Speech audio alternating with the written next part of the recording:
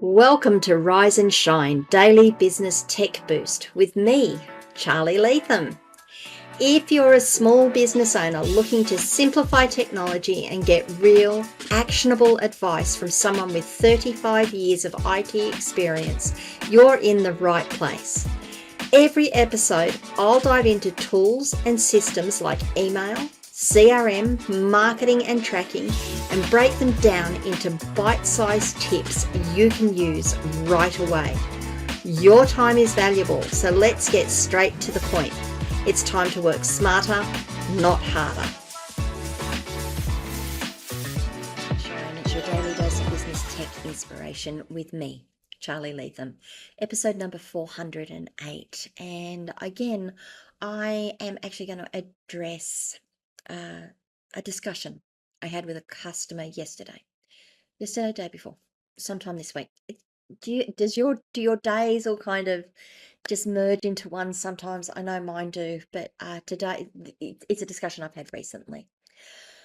They are about to be handed over a website from a developer, and they've asked me to go through it and provide them some feedback so that they can give their developer feedback and get the little niggly things fixed up. Now that's fine. That happens, and that's a good way of doing it. Have someone who knows what they're doing to go through and just do a check and make sure everything looks right, things are working the way you want them to.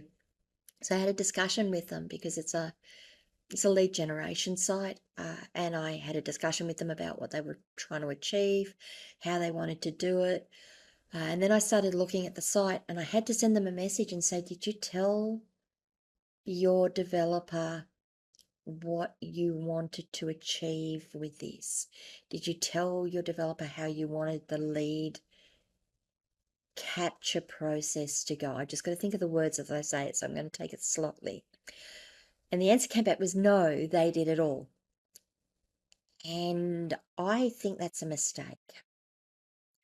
I think it's a mistake on the developer's part, and I definitely think it's a mistake on the business owner's part. And here's why. There is no common understanding as to what the deliverable is. Just on that point, there is no common understanding. The business owner is telling me they want one thing. I'm looking at what the developer has given them. I can see why the developer has given them this thing. It is a reasonable interpretation of what they asked for, but it's not what the business owner is really expecting. Now, what's going to happen is I'm going to do a review.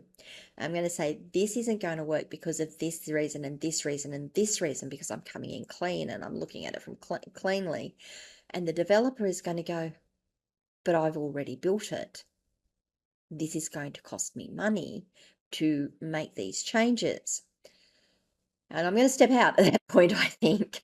And that's a discussion that the business owner now needs to have with the developer that they paid to do the work. There wasn't a clear understanding about how it would work. Now, how do you get around that? Well, first of all, as the business owner, it is your responsibility. This is going to get really hard, isn't it?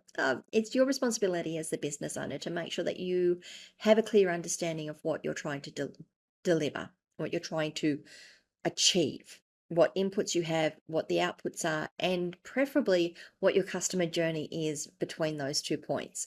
Not the mechanics of how it's going to be done, but how you envisage it working. If you can't get that, then you need to work with your developer to actually get that down on paper and to have a common understanding with them before they start coding it, before they start laying it out, before they start doing the work. As a developer, and I'm talking to the developers that I work with and are probably listening here, it's your responsibility to make sure that you get from your client what their expectation is. Going forward on that, it's also really good not to just say, go and do it and then show me when you're done, when it's 100% done.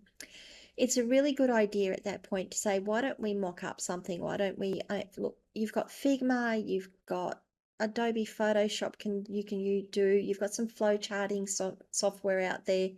You've got mind mapping software. You can mock this up and walk through it and say, yeah, this looks great, and then take it to the next level of let's do a mini concept on it and see how it looks, see how it feels.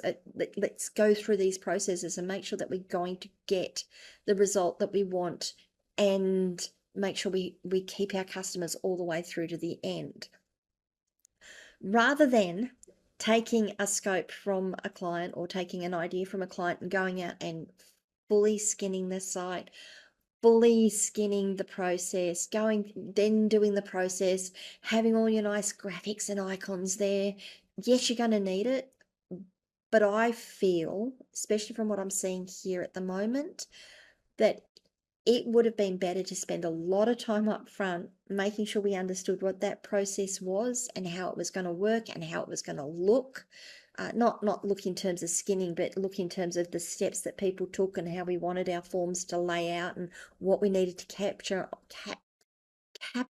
on each form, and agree that, and then move to the final product, polishing it up and making it look good, but making sure we understood all of those steps.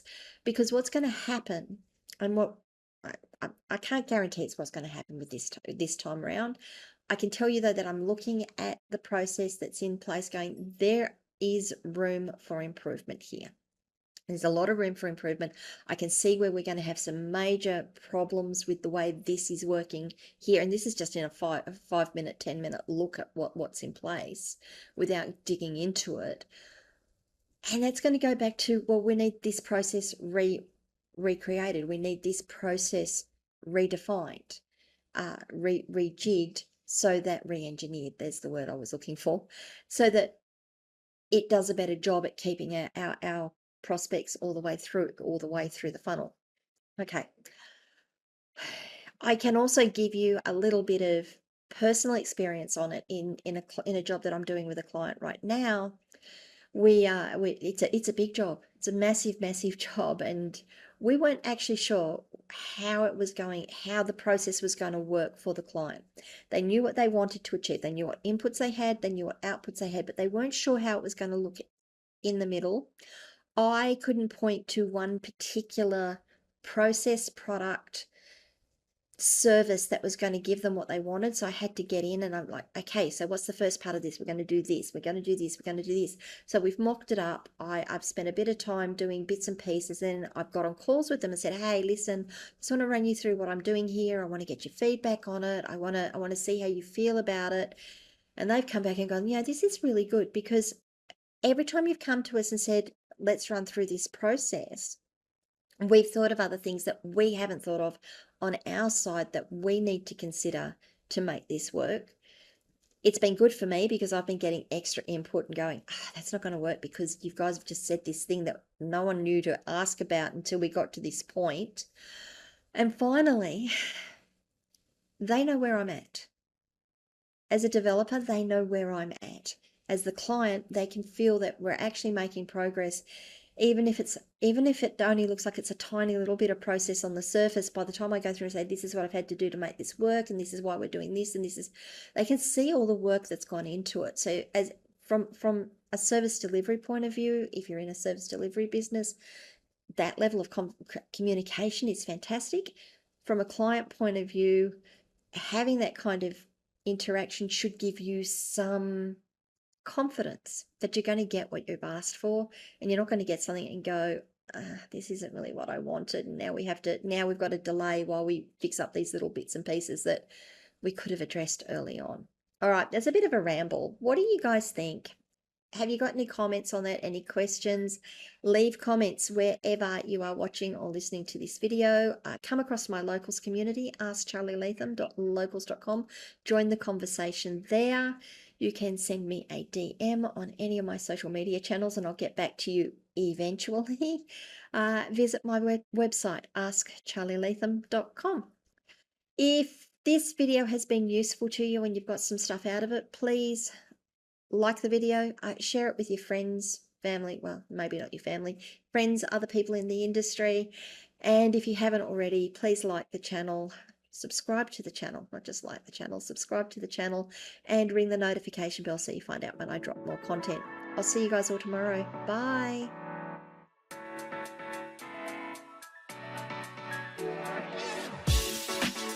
Hey there, thanks so much for tuning in to Rise and Shine, your daily business tech boost. I hope today's episode gave you some actionable insights that will make your business tech work smarter for you. If you found value, be sure to subscribe, leave a review, and share it with other small business owners who could use a daily boost. For more tips, tools, and resources, visit www.askcharlyleetham.com. Until next time, keep rising, keep shining, and let's make tech simple together.